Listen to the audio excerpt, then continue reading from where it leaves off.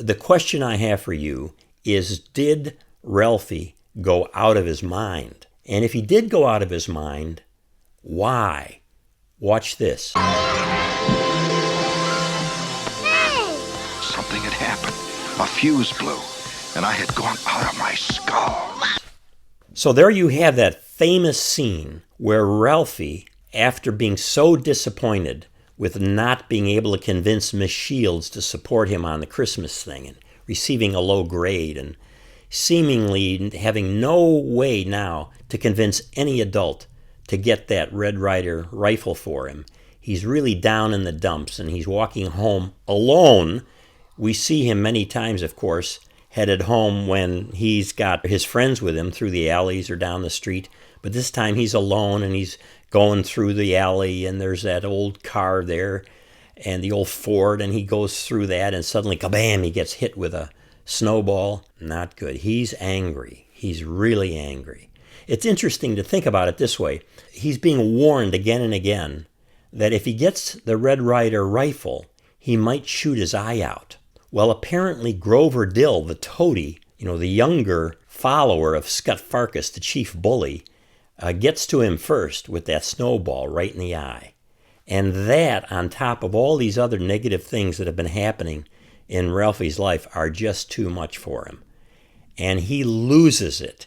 He goes out of his skull, out of his mind, and he runs right directly into the front of Scut Farkus and knocks him down and starts pounding him. Kaboom, kaboom, kaboom, kaboom, kaboom. Not letting up at all. He loses it.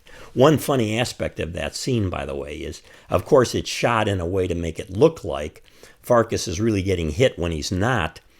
But Ralphie had on idiot strings, I think we called them, connect our gloves or our mittens to our jacket so he wouldn't lose them. Every time he punches and then comes back, that frozen mitten comes around and hits Farkus. So Farkus was actually getting hit, and his face is a little bit red because he was getting hit by all of those frozen mittens. But in any case, Ralphie does go out of his skull, out of his mind here.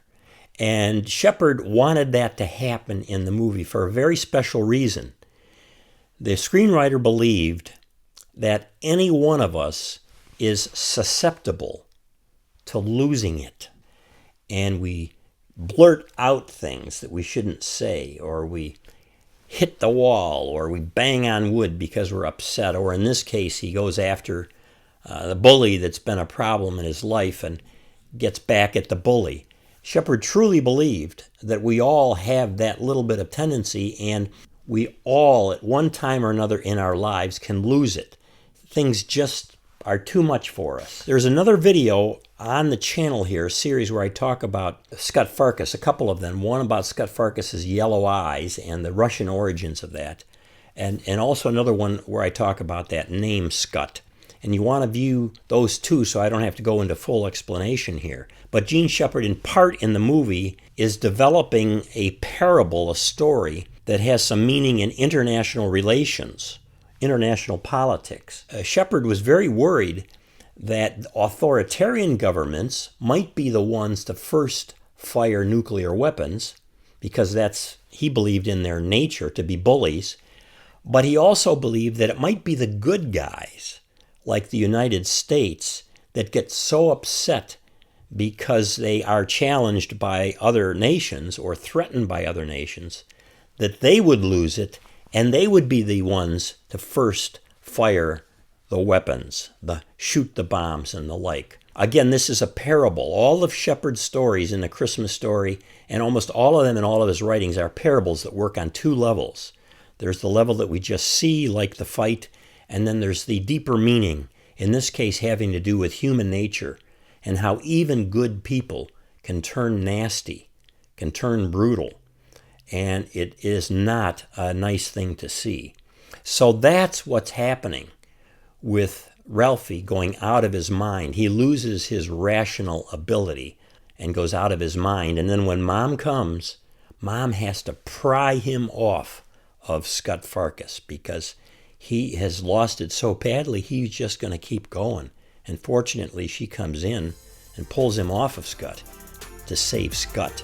Thanks for watching, and if you'd like a copy of my book, I'll put a link down below. You can subscribe to this YouTube channel there too. And please, if you'd like a personal copy while I still have them, if there's a link down below, you can order a copy and I will sign it. Your friends and family will open the book and see it's signed just for them. In fact, tell me how to sign it. Thanks so much.